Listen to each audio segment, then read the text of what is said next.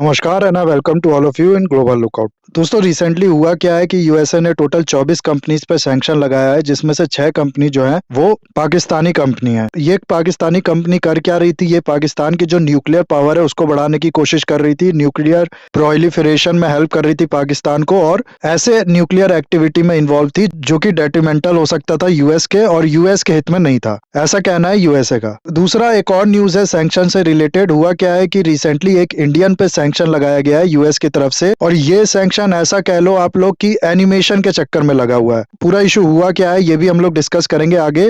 साथ ही साथ एक और न्यूज आई है जिसके बारे में हम लोग डिस्कस करेंगे, वो ये कि रिसेंटली यूएस ने रिलीजियस फ्रीडम इंडेक्स रिलीज किया है, जिसमें इंडिया को उसने पहले कंसीडर किया था, लेकिन फाइनली उसमें इंडिया को नहीं रखा गया। और ऐसा कहा जा रहा है कि यूएसए ने ये सब किया है इंडिया से डर के।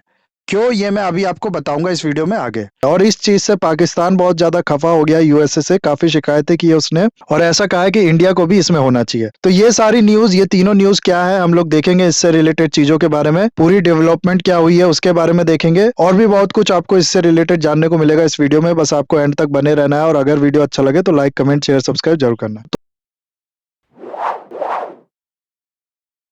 तो हुआ क्या है कि अभी 3-4 दिन पहले ही यूएसए ने टोटल 24 कंपनी के नाम निकाले थे जिसपे यूएसए ने सैंक्शन लगाया था, और ये वो कंपनीज थी जो कि या तो रशिया को हेल्प कर रही थी वॉर में, या फिर पाकिस्तान के न्यूक्लियर प्रोलिफरेशन में हेल्प कर रही थी पाकिस्तान को, या फिर ईरान को इलेक्ट्रॉनिक सप्लाई कर रही थी। इन्हीं तीनों कारणों की वजह से इन 24 कंपनीज पे सैंक्शन लगा है। और इन 24 कंपनीज में जैसा कि मैंने आपको बताया 6 कंपनी जो है वो पाकिस्तान बेस्ड है। उसके अलावा बाकी आप लोग को मिल जाएगी लाटविया, रशिया, सिंगापुर, स्विट्जरलैंड और यूएई की कंपनी। पाकिस्तान की जो 6 कंपनी जिन पे सैंक्शन लगा है उनके नाम आप लोग यहाँ पर देख सकते हैं स्क्रीन पे। और अगर आपको याद हो, कुछ ही महीने पहले बिडेन ने ये कह दिया था कि जो पाकिस्तान है वो one of the most dangerous nation है वर्ल्ड में। क्यों? क्योंकि इसके पास न्यूक्लियर वेपन है और इस कंट्री के अंदर कोहेरेंस नहीं है। अलग अलग पावर सेंटर है, आर्मी अलग तरीके से काम कर रही है, जो सिविल गवर्नमेंट है वो अलग तरीके से काम कर रही है, सब अपनी अपनी पावर बढ़ाने में लगे हैं। और फिर एक और फैक्टर है टेररिस्ट ऑर्गेनाइजेशन का। अगर इनके हाथ में न्यूक्लियर वेपन लग जाता है फिर तो क्या होगा वर्ल्ड का, ये हम लोग अंदाजा लगा सकते हैं। इसी चीज के लिए बाइडेन ने चिंता जताते हुए ये कहा था कि पाकिस्तान एक बहुत डेंजरस कंट्री है,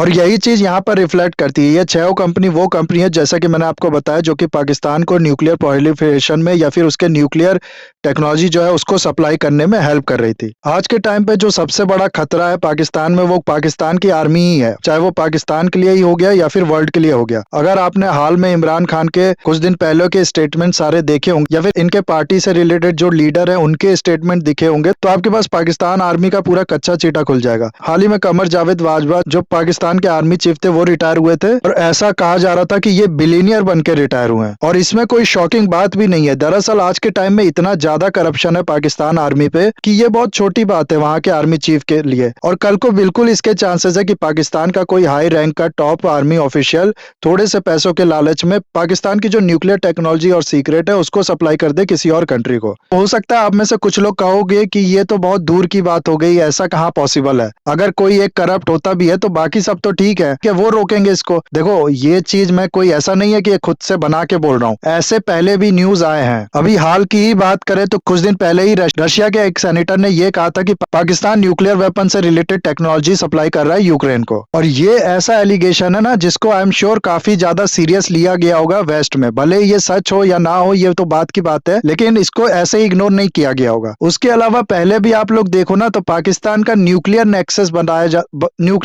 बताया जाता है था नॉर्थ कोरिया के साथ। पाकिस्तान के आर्मी जनरल और यहाँ के न्यूक्लियर साइंटिस्ट ने खुद इस बात को कबूला है कि इन लोग ने नॉर्थ कोरिया को न्यूक्लियर टेक्नोलॉजी जो है वो सप्लाई की है अपने पर्सनल बेनिफिट के लिए। इसके अलावा ऐसे ही एलिगेशन पाकिस्तान में लगते हैं ईरान को लेकर, लीबिया को लेकर, कि इन लोग को भी पाकिस्तान ने न्यूक्लियर टेक्नोलॉजी जो है वो सप्लाई की है। और एक कमजोर या फिर फेल्ड स्टेट के साथ यही प्रॉब्लम होती है, यहाँ पर जो है अलग अलग पावर सेंटर खड़े हो जाते हैं। अगर आपके पास मजबूत गवर्नमेंट नहीं है, इनफ सेंट्रलिटी नहीं है पावर की, तो फिर ऐसा होना कोई बड़ी बात नहीं है। और जो कि आजकल हम लोग को पाकिस्तान में साफ दिख रहा है। इकोनॉमी वाइज ये कंट्री फेल कर रही है, कोई सेंटर ऑफ पावर नहीं है, जैसा कि जो बिडेन ने अपने स्टेटमेंट में कहा था कि कोहेरेंस नहीं है, सब अपने इंटरेस्ट के अकॉर्डिंग काम कर रहे हैं। तो इस चीज के बहुत हद तक चांसेस है कि आज भी पाकिस्तान जो है वो यूक्रेन को या फिर किसी और कंट्री को, या फिर पाकिस्तान का कोई आर्मी जनरल सिर्फ अपने फायदे के लिए किसी कंट्री को ये टेक्नोलॉजी दे दे। और लेट मी टेल यू, भले ही यूएसए जो है वो यूक्रेन को हेल्प कर रहा है वॉर में, लेकिन वो भी नहीं चाहेगा कि जो न्यूक्लियर कैपेबिलिटी है वो किसी और कंट्री के पास पहुंच पहुंचे और वो कंट्री भी न्यूक्लियर कैपेबल बन जाए। क्योंकि अगर आप लोग खुद सोच के देखो, कल को अगर यूक्रेन न्यूक्लियर वेपन डेवलप कर लेता है तो फिर न्यूक्लियर वॉर के जो चांसेस है वो और नहीं बढ़ जाएंगे। इसीलिए यूएसए नहीं चाहता कि कोई और कंट्री भी न्यूक्लियर प्रोलिफरेशन करे, उसके पास भी न्यूक्लियर वेपन आए, और इसीलिए इन सब कंपनीज पे जो पाकिस्तान को इसमें हेल्प कर रही थी अपने न्यूक्लियर इनरिचमेंट में या फिर हेल्प कर सकती थी न्यूक्लियर टेक्नोलॉजी के सप्लाई में, उस पर सैंक्शन लगाया है। और हालांकि अभी भी श्योरिटी से तो नहीं कहा जा सकता, लेकिन ये जो सैंक्शन है ये कहीं ना कहीं ये भी जस्टिफाई करते हैं कि जो रशिया का ये इल्जाम था कि यूक्रेन को सप्लाई कर रहा है पाकिस्तान न्यूक्लियर टेक्नोलॉजी, इसमें थोड़ा बहुत दम है।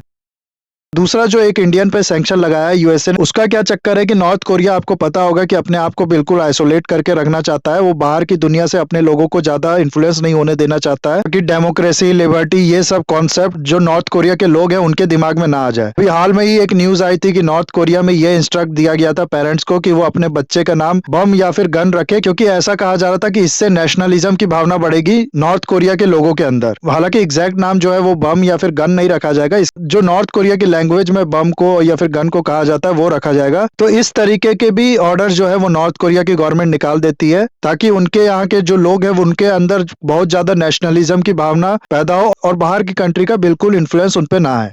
इसी पर्पस के लिए नॉर्थ कोरिया में बाहर की मूवीज, सीरियल, ड्रामा कुछ भी अलाउ नहीं है। हाल में ही एक और न्यूज आई थी, 2 नॉर्थ कोरियन सिटीजन को सिर्फ इसलिए मार दिया गया था क्योंकि उनने साउथ कोरिया के एक ड्रामा को देखा था। तो ये सिचुएशन है नॉर्थ कोरिया की। और दूसरी तरफ आप लोग को जापानीज एनिमे के बारे में पता होगा, आज के टाइम में ये बहुत बड़ी इंडस्ट्री है। आपने जो बचपन में कार्टून देखा होगा रामायण का, वो भी जापानीज एनिमे ही है। तो आज के टाइम में इसकी फैन फॉलोइंग बहुत ज्यादा है, लेकिन इसी चीज को काउंटर करने के लिए कि नॉर्थ कोरिया के लोग भी ये ना देखने लगे, नॉर्थ कोरिया ने क्या किया, अपना एनिमे इंडस्ट्री खड़ा करना शुरू किया 1957 से। और ऐसे ही एनिमे मूवीज को या फिर ड्रामाज को प्रोड्यूस करने के लिए साइंटिफिक एजुकेशन कोरिया नाम का स्टूडियो बनाया गया।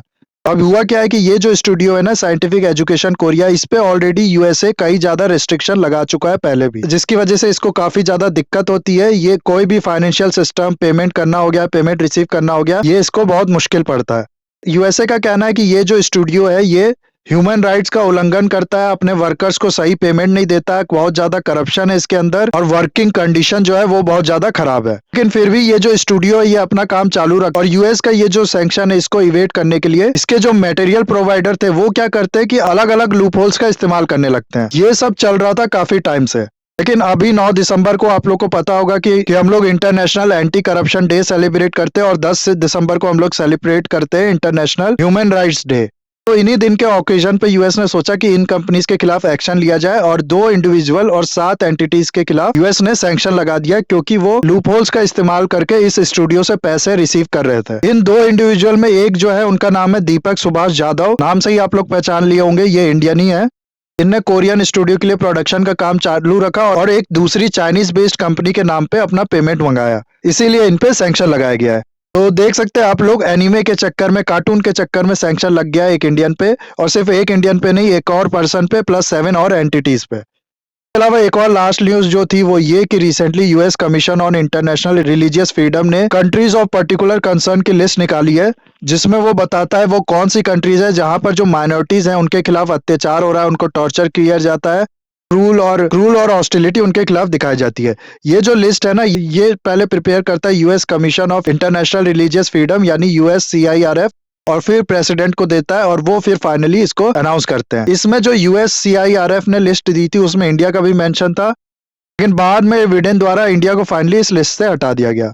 अभी ये जो लिस्ट है इसमें है Burma, China, Cuba, Eritrea, Iran, North Korea, Nicaragua, Pakistan, Russia, Saudi Arabia, Tajikistan, Turkmenistan. US का कहना है कि ये वो कंट्रीज हैं जहां पर माइनॉरिटीज पे अत्याचार हो रहे हैं, और इंडिया को इस लिस्ट से हटाने के लिए यूएस ने ये कहा कि इंडिया जो है वो वर्ल्ड लार्जेस्ट डेमोक्रेसी है, यहाँ बहुत ज्यादा डाइवर्सिटी ऑफ फेथ है, इसलिए इंडिया डिजर्व नहीं करता इस लिस्ट में अपना नाम। अब पाकिस्तान ने इस पे अपनी नाराजगी जताई है, उसने कहा है कि इंडिया को तो बिल्कुल इसमें होना चाहिए, वहां पर मुस्लिमों पे अत्याचार होता है, ये सब होता है, वही जो पाकिस्तान का हमेशा से प्रोपेगेंडा रहा है वो रिपीट किया है, लेकिन फाइनली इंडिया इसमें नहीं है। और ऐसा इसलिए क्योंकि दरअसल अगर आप लोग देखो ना, ये नहीं समझना कि पूरी तरीके से ये जो रिपोर्ट है यही फालतू होती है, लेकिन बहुत हद तक इन रिपोर्ट्स का इस्तेमाल होता है दूसरी कंट्री पे प्रेशर बनाने के लिए।